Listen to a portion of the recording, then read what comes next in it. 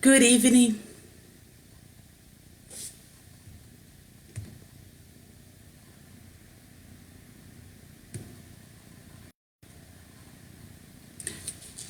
Good evening, everyone. This is our first day of spring, March 19. We are here with Kardec Radio to pray again one more time with our dear listeners of Kardec Radio. So as you know, we are all getting together every day at 6 p.m.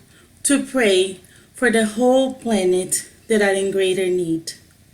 To begin, we're going to start reading a passage for the book Live Spring by Emmanuel and Chico Xavier.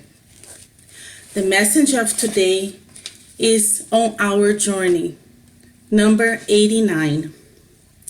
Jesus asked him, "What would you like me to do for you?" Mark 10:51. Each student has a lesson to learn. Each worker has been instructed with a task. Each vase has its usefulness.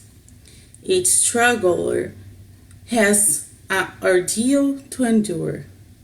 Thus, each of us has our own individual testimony on the road of life. We often fail to our commitments and thus greatly increase our debts. Yet, in our redemptive endeavor, we beg the Lord for His mercy, compassion, and help. The question the Master asks of a blind man from Jericho is highly meaningful. However, what would you like me to do for you? This question shows us that the beggar's delicate position was in line with the imperative of the law. Nothing happens in absence of the divine principles. Blind Bartimaeus knew how to respond and asked to be able to see. Nevertheless, how many people pray for access to the Savior's presence, but when asked by Him, their answer is their own detriment. Let us remember that sometimes we may have to lose our earthly home in order to learn the way to our heavenly home. On many occasions, we are abandoned by those we love the most, so that we may return to the divine bonds. And then there are the times when the wounds of the body are called on to heal, those of the spirit. And there are situations in which paralysis teaches how precious being able to move is. It is natural for us to ask for the Master's help in our afflictions and difficulties. Meanwhile, let us not forget to work for the good on the most painful passages of rectification and assumption, convinced that we invariably find ourselves in the most just, beneficial, and deserved opportunity of work. And that maybe, for the time being, we do not know how to choose anything better. So let us pray. Let us close our eyes and pray to God to guide us in this journey that we are going through at this moment.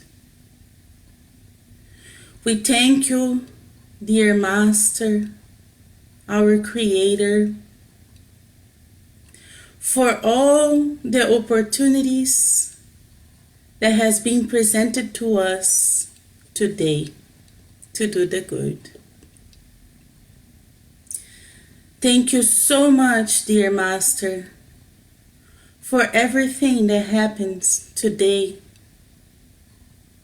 and to many other good things that are on the way to come. Yes, we know we're going through trials, to difficult times, but this is a great time for us to connect with the higher good, our Creator.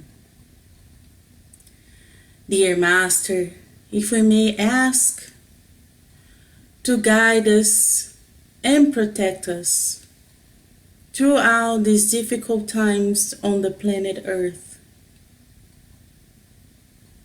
May we see everything that we need to see in order to progress. May we feel the comforting of your love when we do our daily prayers. Thank you for everything, for the guidance, for the protections. And we ask for those that are in the hospitals receiving treatment. May they feel your loving care falling upon them right now. And we also pray for the nurses and doctors in the physical realm, that they can do their jobs and trusting you, God, knowing that everything has been planned.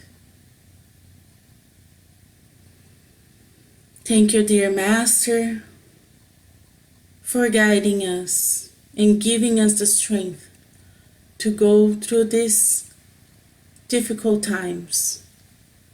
But we feel so much better and strong knowing that we have you right beside us. And with your permission, we ask to close this prayer of today. And so be it. And so be it, dear friends. Until tomorrow, God willing. Have a good night.